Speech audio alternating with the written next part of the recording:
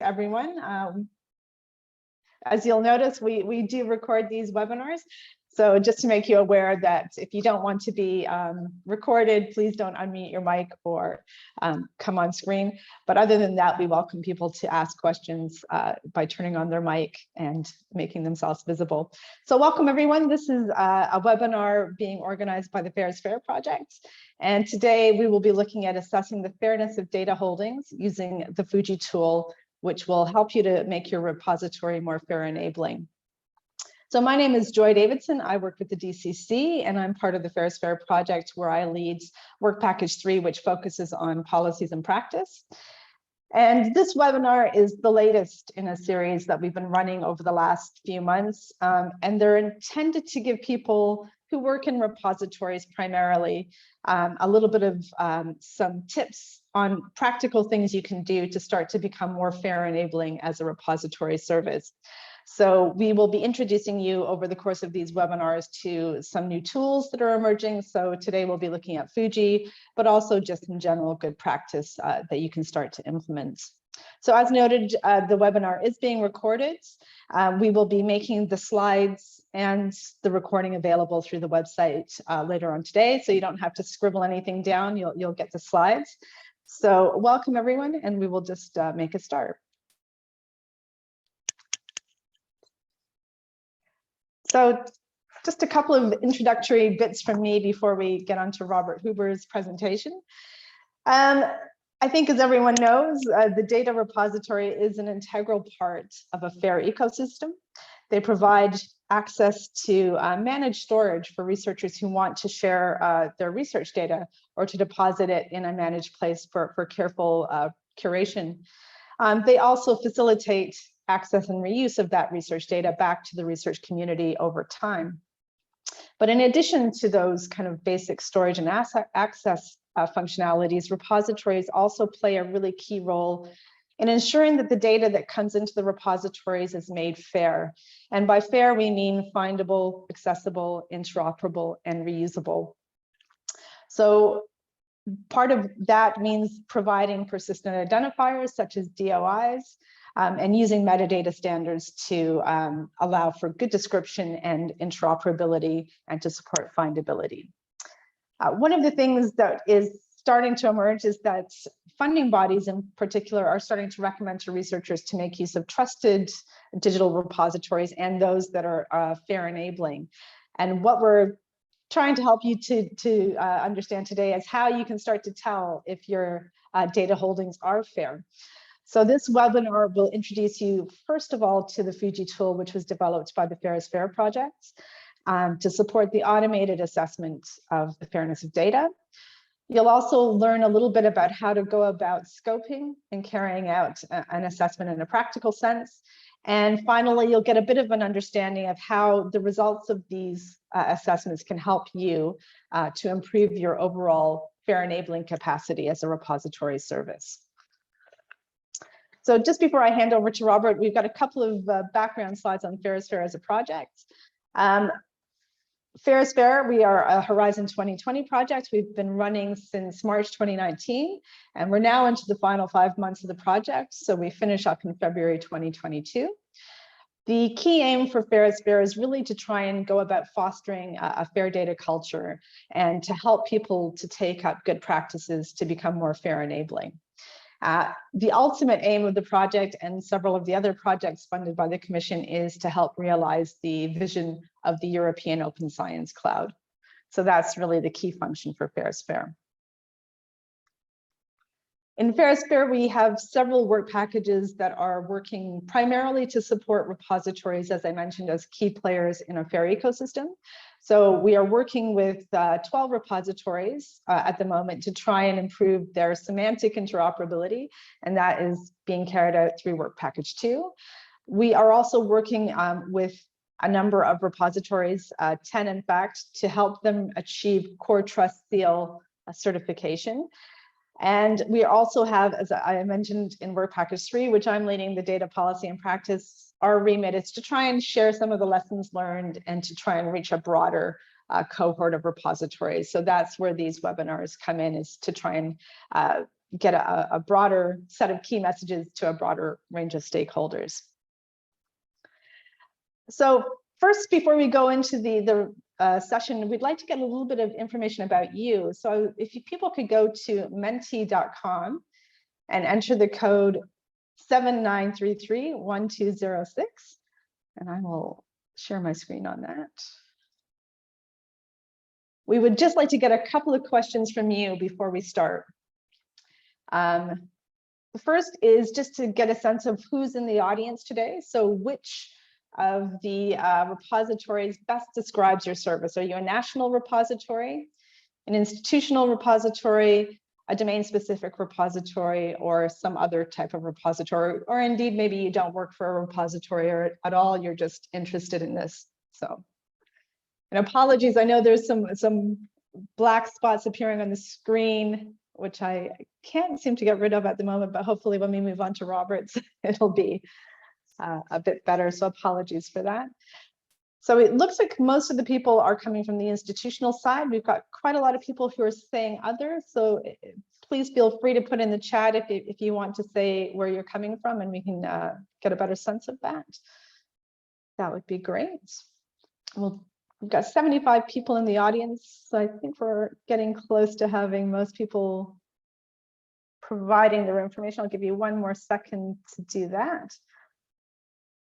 So it looks definitely like we're mostly with the institutional repository. So that's great to see so many people coming from that side, looking to become more FAIR enabling. So I'm going to move on to the second question. And what I'd like to know now is, have you ever tried to assess the fairness of your data holdings before? See a few people, it's neck and neck. So quite a lot of people have been playing around with this so far. Now it seems to be tilting the other way, so more people have not yet given this a try. So it's good to get a sense of, you know, whether this is something new to you or whether you're familiar with it already. So we're seeing some not too different. So quite a lot of you have already tried it, and a few of you are just in the early stages. And the last question, for those of you who have already tried to assess the fairness of your data, what approach did you use to carry out the assessment? If you can just use the free text and give us a sense of how you've gone about doing this, that would be great.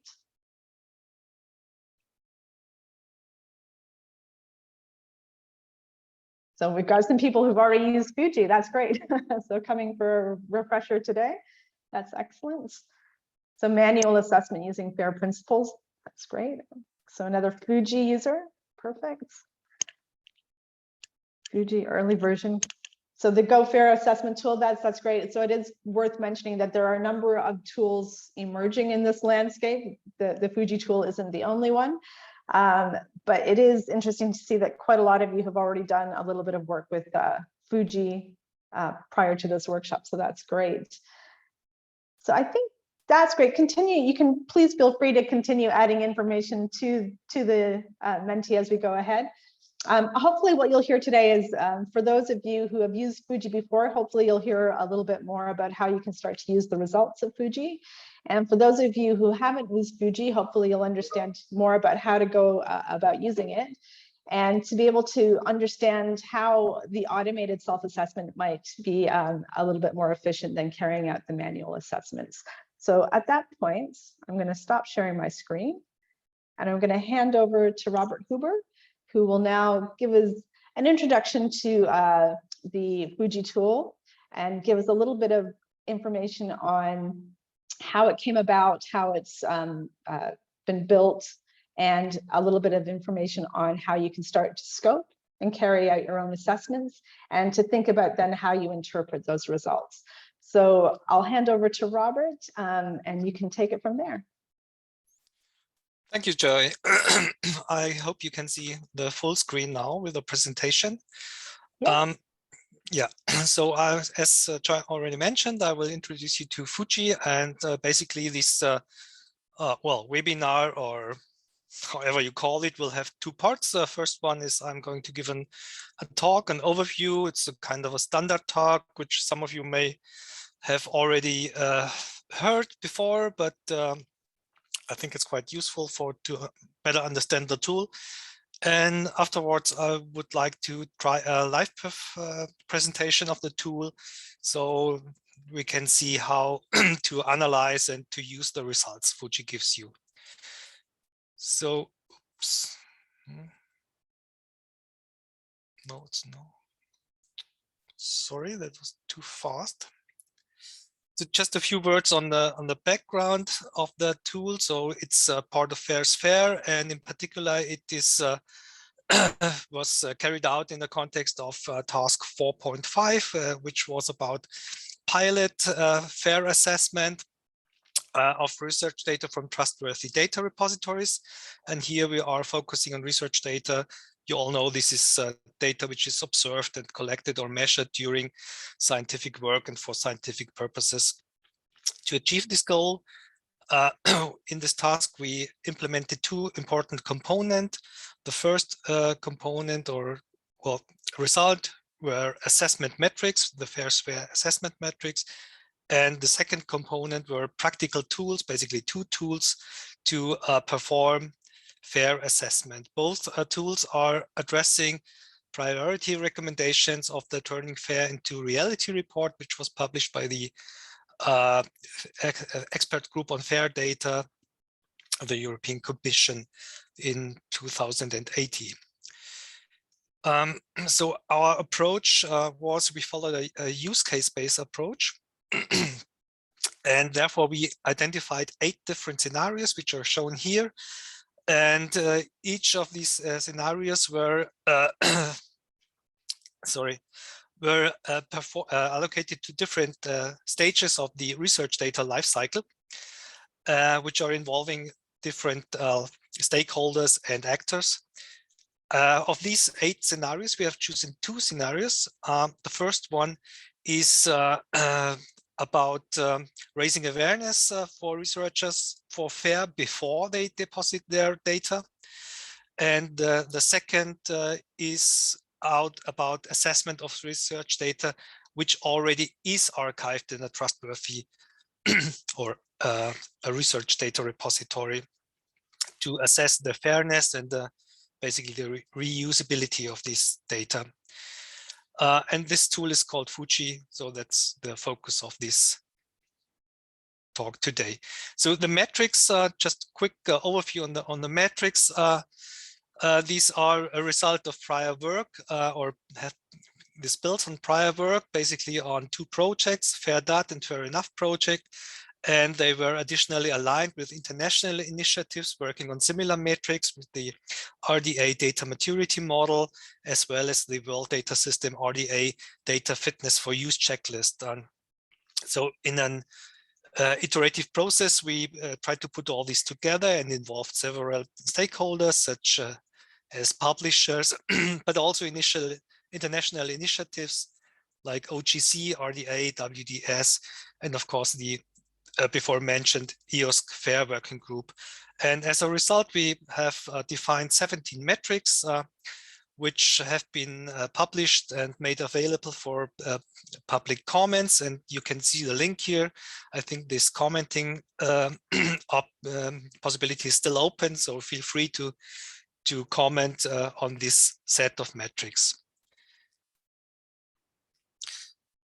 Based on these metrics, we have defined several practical tests, which can be implemented by an automated assessment tool.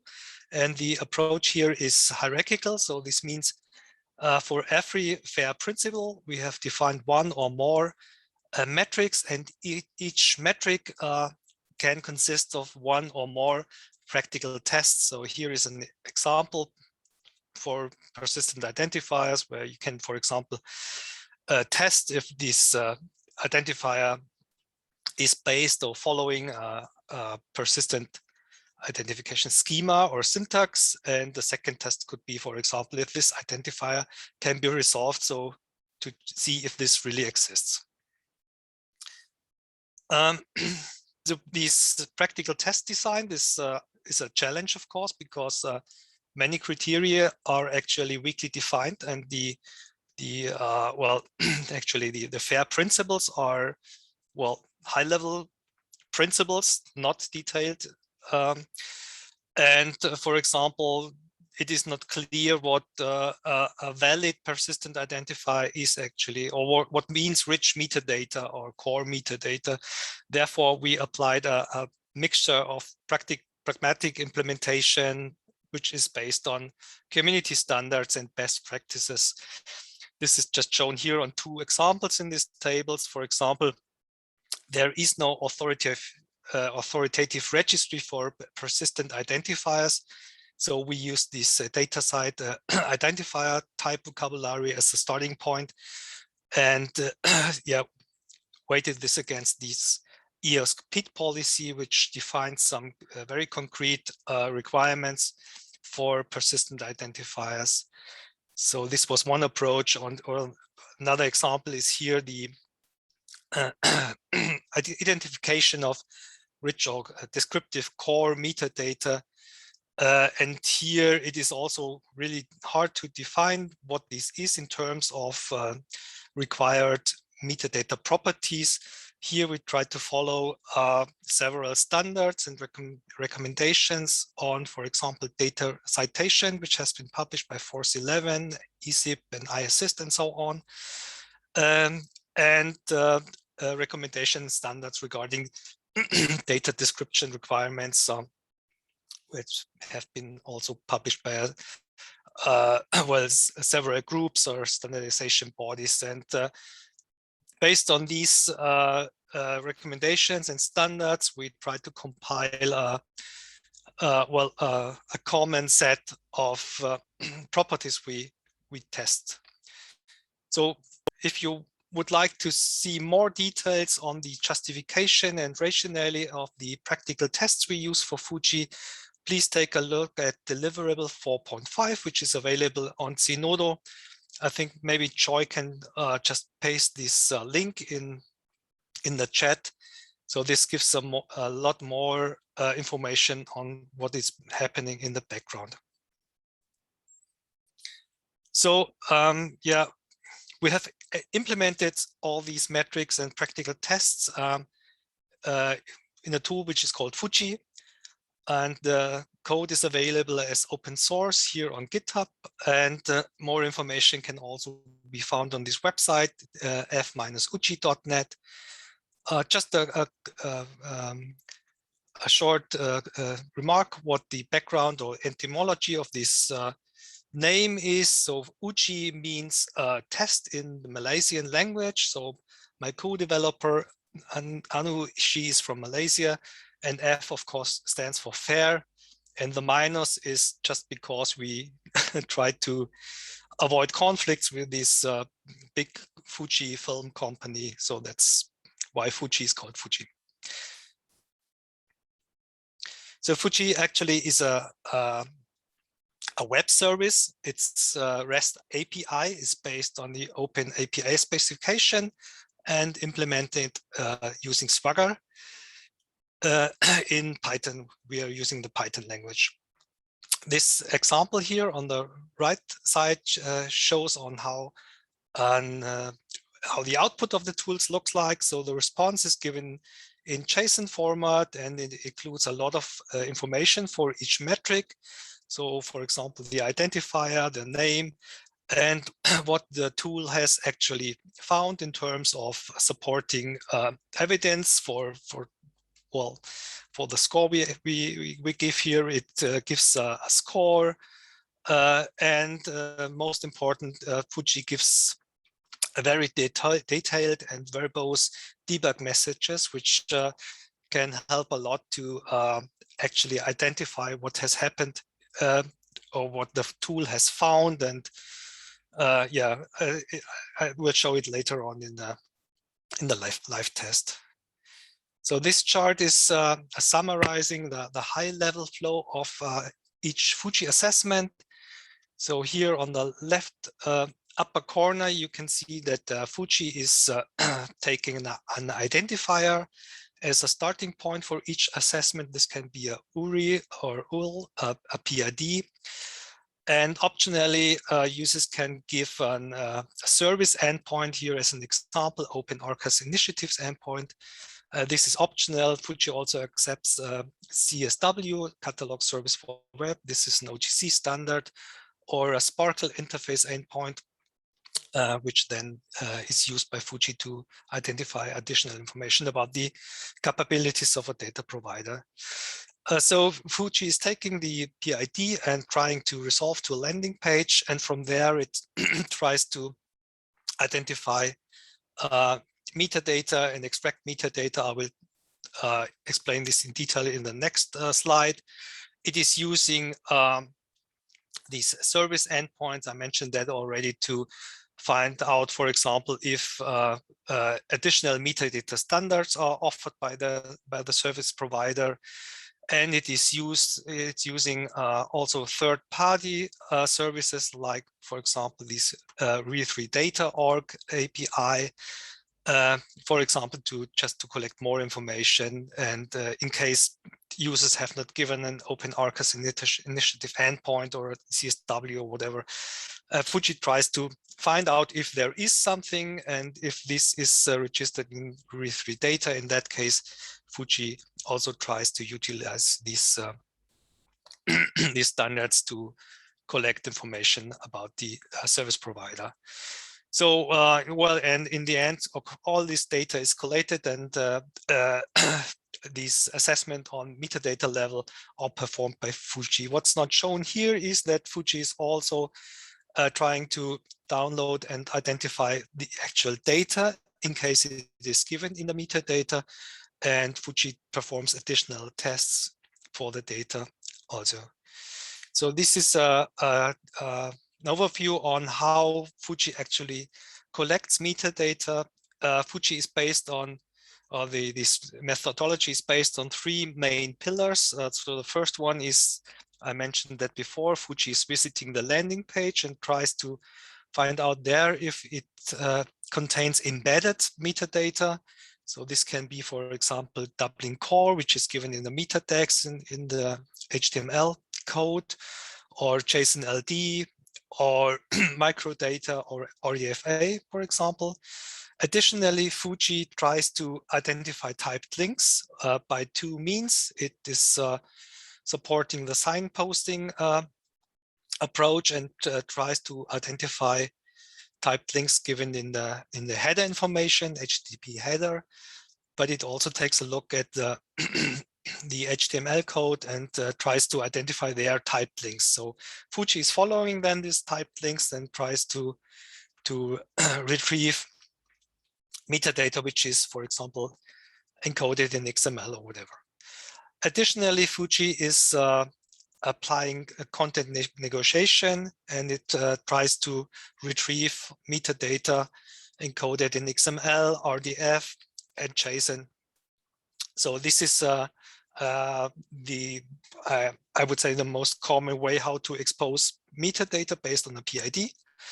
FUJI is, of course, able to detect if no landing page is provided, and instead, for example, XML is there. In terms of standards, FUJI is in the moment supporting, or was focusing on domain agnostic standards, in particular Dublin core, schema.org dataset, DataSite, DCAT2, and some library standards like MODS, MATS. So this is, the list is of course extensible. It is able to detect microdata. I mentioned this before. It can also identify Open Graph. This is, I think, was defined by Facebook, and of course REFA. It supports feeds like GRSS and ORI, Atom, and well, it tries to also parse structured data in RDF, RDFA, JSON, LD, Turtle, etc.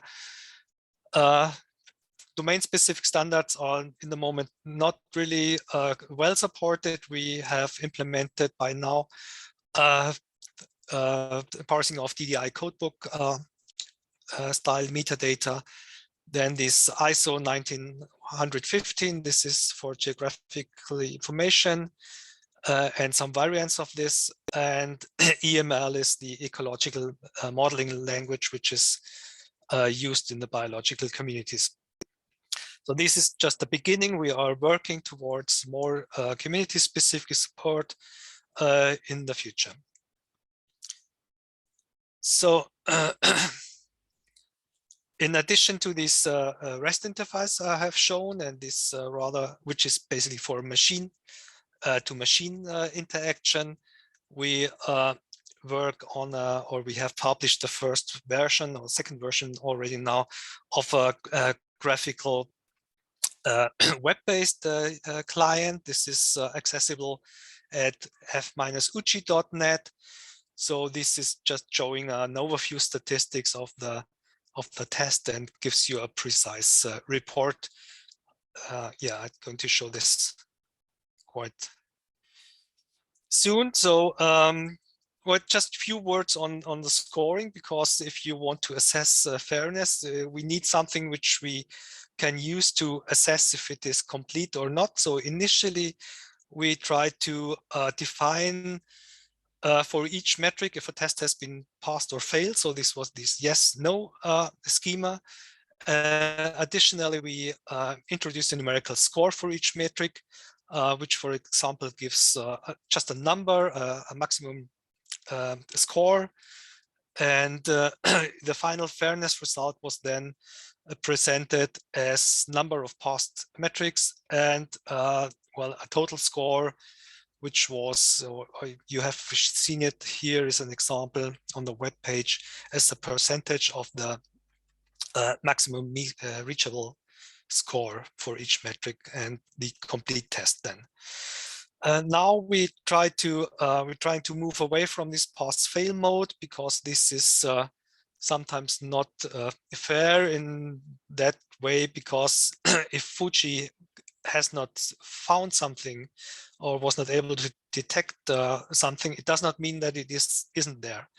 So we are aware that FUJI is not perfect and complete. So therefore, we try to well, substitute this at least the fail mode by a question mark now, which means we don't know if it isn't there or not. So, but FUJI was not able to detect. And in addition, we introduced maturity levels, which for each metric in principle, which are well, in an analogy towards this core trust seal capability maturity 3-tier model, which has been also developed during the First Fair project and which is available on Zenodo. So as a result, we have now defined four stages or level for each metric, where 0 or incomplete is just to indicate that this is not there or this has not been found. Additionally, we kept this numerical score because now a lot of users are comparing test results in order to see if progress have been made for each data set they want to assess. So we kept this for the sake of backwards compatibility. Yeah, so we used FUJI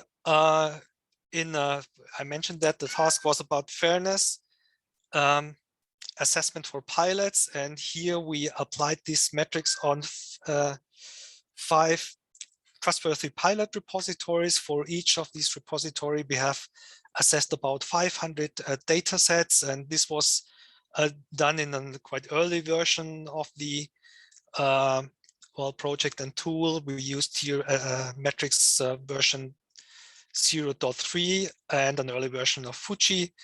Anyway, it was quite interesting and successful. So each assessment was performed in combination with an in-depth face-to-face consulting process. So this means we additionally manually checked the selected data sets or some of them in order to verify if FUJI has correctly identified well, criteria for fairness, and as well as to identify potential improvements for each repositories and of course FUJI. So these findings have been summarized in the assessment report. This is an example how this looks like or looked like for Pangaea. This is where I work for. So it gave an overview on the assessment results here in comment. We defined, well, the results in a little bit more detail. For example, that some data sets do not have a summary or something like that. And in the report, we tried to then also to summarize agreed next steps, which repositories could use to just improve the fairness of their data. So this is an example what the result of this process was for Pangaea. So in the first row, you can see the assessment results before we performed this consulting and improvement rounds. And in the second row here, you can see the fairness results on these 500 selected data sets after the consulting and improvement. And you can see, for example, that here for accessibility, the fairness has significantly improved. And in most cases, for all of these repositories, really minor adjustments of their metadata contents led to a significant improvement of the fairness of their overall fairness. So, well, as summary of this process, development of FUJI, and well, this consulting process, we found that automatized fair assessment of research data is possible actually. So we have done this with 5 pilots and now several other repositories during the project. And so the ideal usage of FUJI is to use it embedded in the consultation process. This is at least what our approach and idea was, and this is actually what this best use formula gives. FUJI plus face-to-face fair consulting gives you the best possibility to improve the fairness of your repository. So, but now I would like to use the opportunity to introduce you to the tool. So I switch the screen here. So yeah, so this is here the web interface of FUJI. I think it's easier to understand compared to this Swagger tool, but basically it does, of course, the same.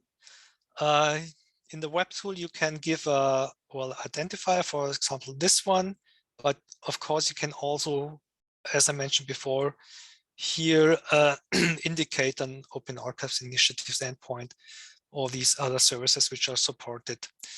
The same can be done here, but it's not so convenient. Of course, you have to change this JSON for the REST API, which is then posted to the service and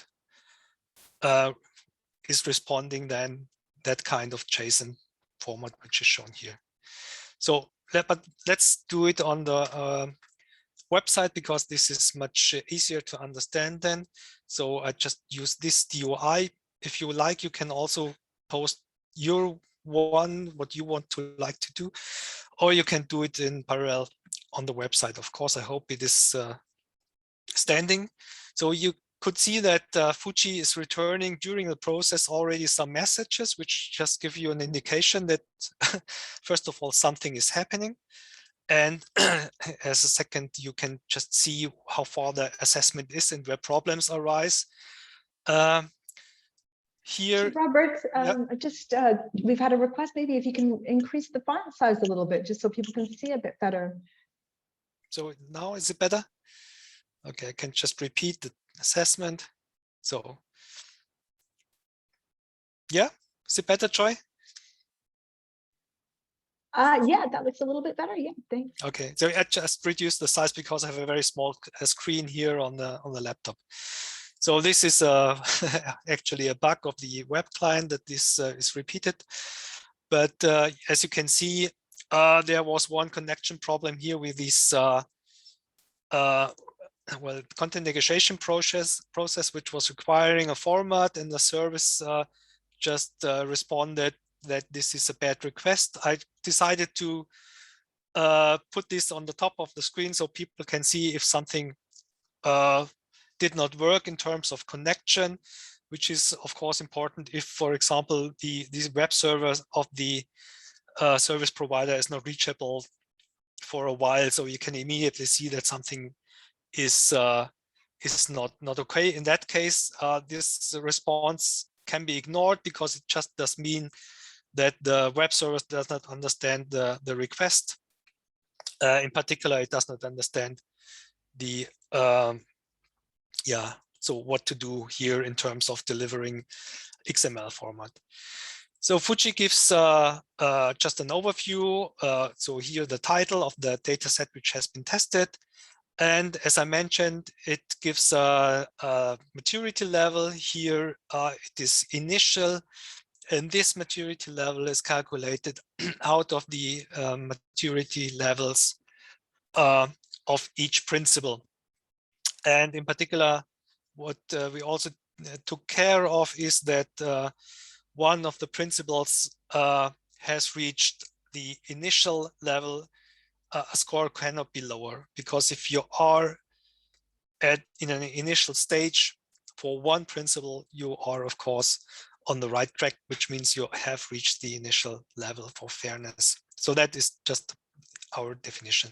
It gives an overview on the metrics which have been used here.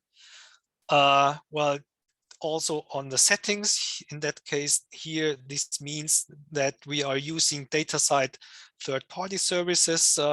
For example, DataSite's content negotiation capability, and we are using DataSite API to get additional metadata based on the DOI. You can also see the software version. This is also important because it is possible that different versions of FUJI, because the tool improves, give different results and also different scores, of course. So we are trying to reach some, well, stability, but the variety of research data and the variety of presentation formats of course requires continuous improvement of the tool, and that's why we publish these software versions. Yeah, what's also here, you can download the JSON in addition to the here graphical output, and you can save the assessment result here, and here are 4 already saved, which allows you to compare results. For example, if you use different versions, or if, well, you made some improvements on the fairness of on the well, on the data provider side, and you want to check if the scoring has changed here. So this is then an overview, a summary of the results. It gives, as I mentioned here, a percentage of reached scores. And on the right table here, you can see well, the results of the scores as well as the fair levels, which have been reached for each principle. Or no, that's not a principle, that's a fair category, fair letter or whatever. Don't think we have a name for this already. So, and well, of course you can take a look at the more precise or more detailed report or output of each tests. So this is the easiest one. It checks if a unique identifier have been found, and FUJI here recognizes, for example, if it is an IRI or URL, but it also could detect UID or hash type identifiers, which are of course not resolvable, and then the test would stop here. But in terms of this rather weak definition of the fair principles, it's also a valid identifier, of course, if you use a UID identifier. So maybe we take a look here on the metadata section. This is the most important one, because it gives here a summary on the metadata properties which have been found, and well, the sources where the metadata has been taken from here from FUJI. And you can see here it was able to identify embedded Dublin core. It was using metadata from negotiated JSON LD, and it is also here using data from the DataCite registry in addition to this embedded Dublin core data. And here is an overview on the actual tests, and here the score and maturity levels reached, well, based on the test results. I mentioned these debug messages, which give even more detail on what the tool actually or how the tool progresses. As you can see here, it starts to starts with identifying embedded metadata on the landing page. In case this site, for example, would be redirected, it would then use the redirection page. And well, it gives an overview, for example, here that it could not detect JSON LD schema data, but it found some metadata properties here which have been encoded in embedded Dublin core metadata and so on. You can see here that it is trying to identify microdata, RDFA, and so on. And after this, it is trying to perform content negotiation. And well, in that case, it is, for example, failing because the server is responding HTML instead of the expected XML, so which cannot be parsed in that case, and so on. So next success step means here that content negotiation on JSON LD led to a success result. And again, it gives an overview on the identified metadata properties here. So you can take a look at it on your own. So this is a long list of what FUJI has tried to retrieve or to identify, and well, the result of this. Sometimes FUJI gives warning. For example, this is an indication on why the test was not completely passed here, because here the keywords property, which we expect to be present for core descriptive metadata, was not there. Yeah, so this is done for each metric individually. So for example, here, this is checking if data is or links to data are given or not, and in that case it just could not identify, or FUJI could not identify downloadable links to data content here, and it gives a warning. So I think I can stop here to give you also the opportunity to ask me some questions. Yeah, there's a few that we've been collecting over the talk. So thank you very much, Robert. I think that was a really great overview of the tool. I've picked up a few, and I'm going to try to go through them in order. So the first one came from Maggie, and I think it was in response to your point about the fact that we're still not very kind of good on domain-specific metadata. So she's asking, how can the communities support you in implementing more acceptable metadata standards into the tool? Yeah, so this is what actually already takes place, and this is great. So we have the source code on GitHub, and so a lot of users have started to report on what they found or what they would like to see FUJI to support, and we are managing this via the GitHub issue system, or ticket issue system, something like that. So, and there we are very responsive, so you will get a quick response. And would you welcome anybody who wants to kind of help contribute those standards into the tool if people were looking to work yes, with those? if volunteers are ready to also contribute to the coding, this is very welcome. So the number of contributors is well, growing slowly, but it is growing. And yeah, any contribution is of course welcome. Great.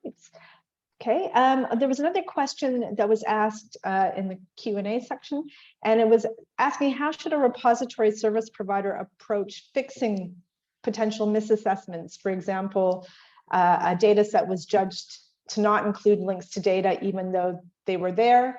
Should we review FUJI test method code to see what might have caused the issue, and can these be sent as questions to the FUJI maintainers? The best way is to create an issue on GitHub again, so we can check. So there, please give the DOI or URL of the dataset you have been tested and what you expect as a result. Great, perfect. Hopefully that answers the question. If not, feel free to put something in the chat.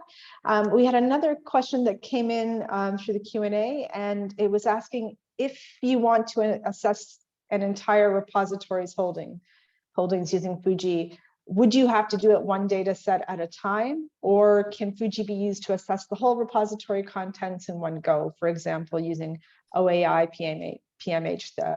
I think there was a lack of clarity from the presentation if that was possible.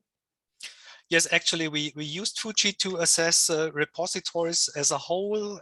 This is what I've shown during the last slides, more or less.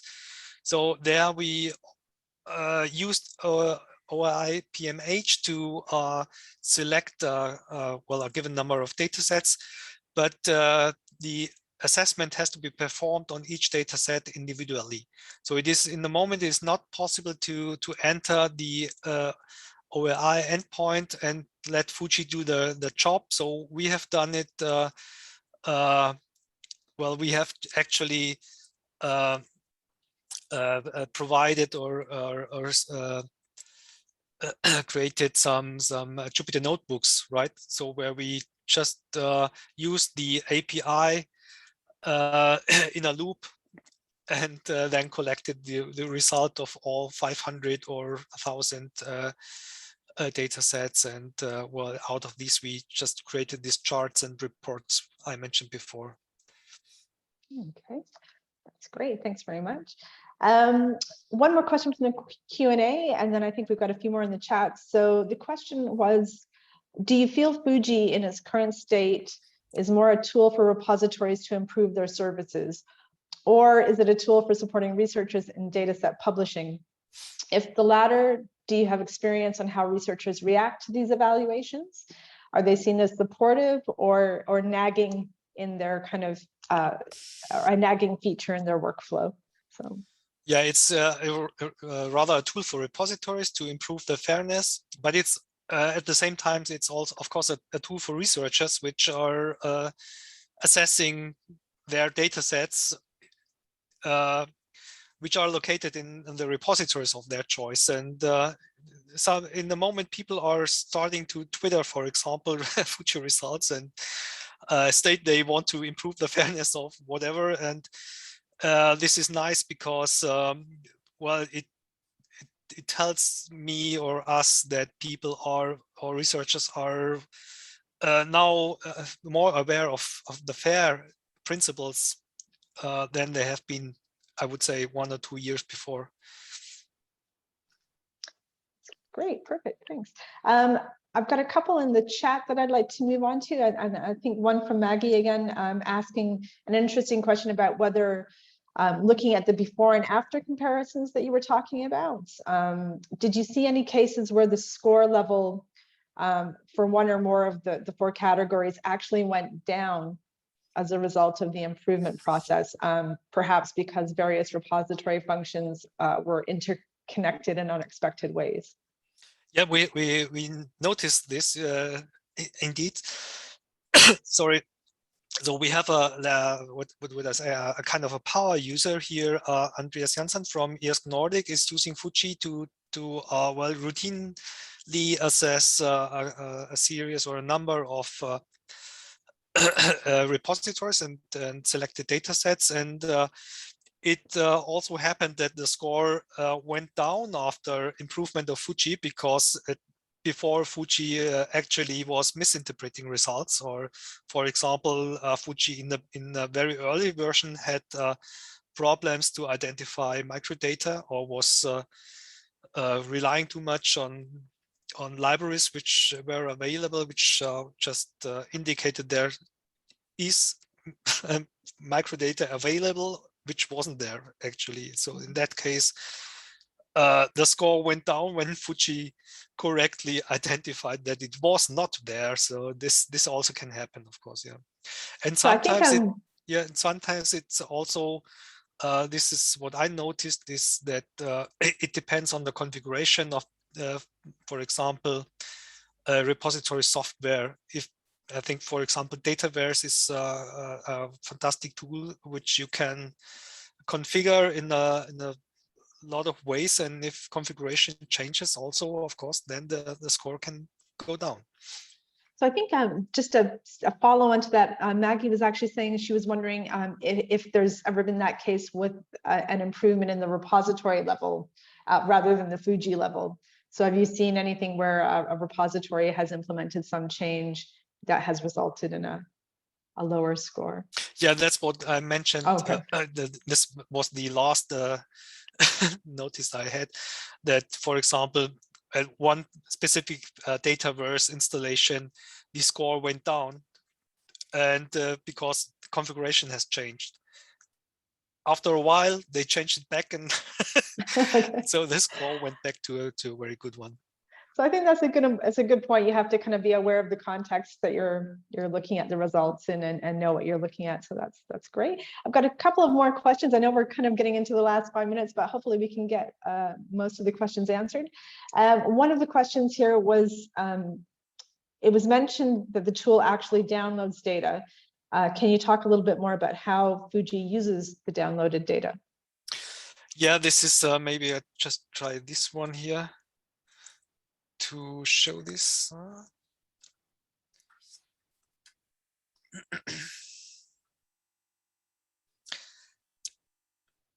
So because I hope that particular data set has data included in the metadata. Takes a while. So yeah, that's one of Pangea. That's where I work, and of course we take care a lot that we pass this as good as possible. So you can see here that the test, which in the example before, failed because there was no link to data included in the metadata. Here we have two links. One is leading to this well, HTML formatted, and one is obviously a text file, which is also indicated here by the MIME type. And in a later test, where is it? Yeah, here we are testing if the metadata specifies the content of the data. And here we want to know, or FUJI wants to know, if what is promised in the metadata is actually delivered by the service provider. So here FUJI is testing, for example, if the file types which are given in the metadata are actually the file types which are delivered when a user clicks on the download link. And it is also testing, for example, if the variables, the observed properties, or we can tell this also the table headers, which are given in the metadata, in case they are given, are actually in the data which is returned by the service provider. So this is how FUJI tries to do it, and this is only possible because FUJI is here downloading the file, and it is using Apache Tika to open the file and to identify the content. So this is how FUJI is using the data and not only the metadata. Okay, that's great. We have a question in the chat from Evie asking, how can FUJI be used as a policy evaluation tool for research institutions or repositories? Will a repository show a fair score per data set or an aggregated score at the level of the repository? Yeah, actually FUJI is, the scope of FUJI is very clear. It's the dataset level.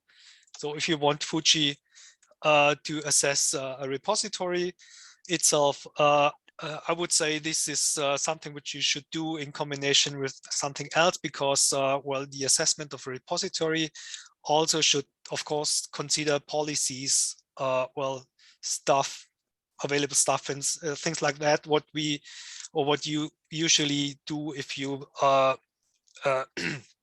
start, for example, core trust seal assessment or something like that. So I would recommend rather to do this, but because, for example, core trust seal representatives are also members of the FAIR project. We discussed this very intensively, and it is well possible that, for example, FUJI or similar tools are used in the future to well, help certification or certifying bodies to well, to do their certification processes or to improve them. That's great. I think that actually picked up on another question from Ari in the chat. So hopefully that answered your question, Ari. I have one last question that I think we can get to before we wrap up. And it was just another one from Ansi asking, will the FUJI demo environment be available in the longer term, or do we encourage repositories to deploy their own instances if they want to use it in production? Yeah, in the moment, so FUJI is a demonstration tool, and the API is not in a productive stage, unfortunately. So this is why we recommend to download and install a known instance if you want to perform large-scale assessments. If you want to assess thousands and hundred thousands of data sets, then please use your own installations. Otherwise, you would break ours. But we hope, of course, that in the future we will be able to provide this in an operative, fully EOS integrated service environment. So this is our goal for the next years. That's great. Well, thank you very much, Robert. I think that was really informative, and I think you've answered all of the questions that we had. I think I would encourage anybody else, if there's other things that we haven't answered and you have questions, please do get in touch. I think if you stop sharing your screen, I just have one last request thing. And the request is if we could go back to the Menti just for a second. And if people could let me know if following today's session, those of you, I know actually quite a few of you had already carried out an attempt to test the fairness of your data, but based on what you've heard today, are people thinking that they might go away and have a go at reattempting an assessment of the fairness of their data, or maybe trying it for the first time? So I think we're seeing quite a few people are going to give it a go. So I will leave that Menti open just for the last couple of seconds while I close up the session. So thank you very much to you, Robert, for providing that overview of FUJI. I think it was good to see, you know, how much has changed over a relatively short period of time. It's really kind of come on leaps and bounds. So hopefully for all of the people joining today, you'll have heard a little bit about how assessing the fairness of your data actually can help you to see a little bit more about your repository service more generally, and to get a sense of how fair enabling your current service is, and to start to think about where you might need to be improving the fair enabling capacity of your service. So you've had an overview of FUJI, and you know that it's a freely available tool, and that we are looking for volunteers. We're always happy to collaborate with people, especially around getting these domain-specific standards into the tools. So please do get in touch through the GitHub or through FAIRSPARE if you have any interest in cooperating with us. And it is there to have a try. So as mentioned several times, it's freely available. You can take the code and you can do what you like with it. So it's there to try in its current form, but you can also feel free to make use of it in other ways that you would like as well. I think the final point we'd probably encourage people to leave with is that it's important to scope your assessment well. As we've heard a few times, you're assessing the content as you go through rather than the repository itself. If you're looking to get a sense of the repository, you probably need to think about other things like the policies, as Robert mentioned, and the bigger picture. So think about how you scope it. And remember that it's not always just a pass-fail. You know, as we've moved with FUJI and developing it over the last 12 months or so, we've realized how important it is to move away from the pass-fail sort of a concept and really starting to understand what the information is telling you. So how these scores can help you to see where you can improve. So we would encourage you to think in those respects as well. So thank you again to everybody. I know we're just a couple of minutes over, so I will wrap it up there. And again, if anybody has anything else that you would like to ask and we didn't have time to get to it today, please do get in touch with us. And thank you all for joining. We'll be in touch probably later on this week with the links to the slides and the recording. So thank you, everyone, and we hope you have a great rest of your week. Thanks, Joy. Okay, thanks very much, Robert.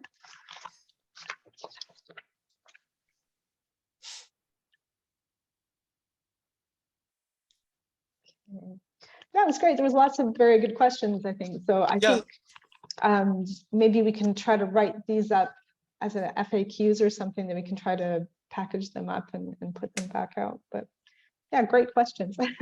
Yeah, that's thank you very much for a great presentation. That was really good. Yeah, it's always fun, and so I'm starting to well, so this is going to be a routine presentation in the future for myself, but well, I'm trying to add some new things every time. So yeah. But it's always a pleasure, and it's fun to see then after these presentations.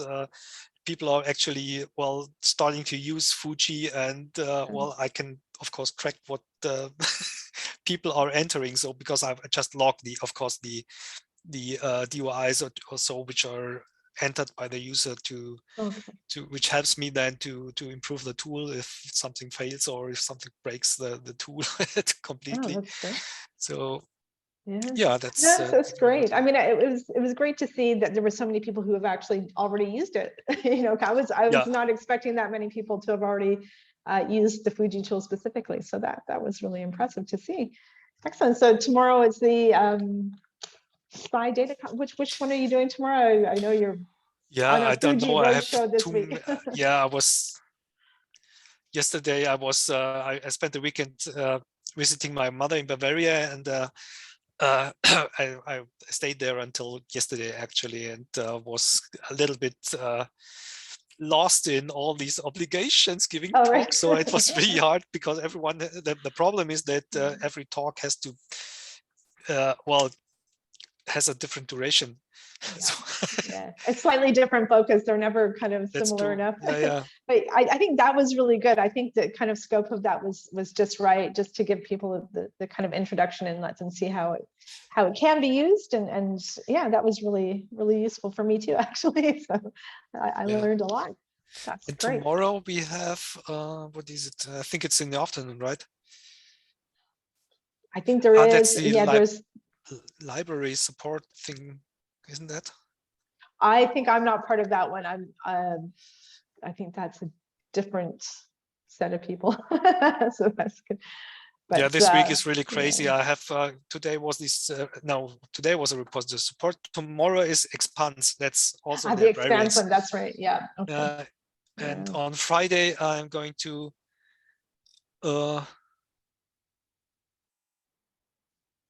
I meet with Andreas Janssen again, but I think I need to check all these. I need to check my calendar, so it's horrible. And the worst thing is that I have to prepare also some videos. You have seen that for. Okay. And so I'm trying not to confuse things. So I need to change the title of the presentation slightly. Yeah, it's horrible to be popular. All these things. It's not. But so yeah, no, it's great. I really appreciate you taking the time to do this one today. I think we'll put it on the website and we'll make it available, and it's there for other people, so we can start to point people to that as well. And like I say, I will try to have a go at writing up the FAQs based on the questions here, and then at least we can maybe put them out through the forum or something like that as a way to make it easier for you when you get questions coming in. So that's great. Yeah, that's great. Good idea. Okay. And thanks very much to you, Serenella, for all of your help behind the scenes. and good luck tomorrow. And let us know how you get on. Okay, so thanks very much, everyone. have a nice afternoon. Bye.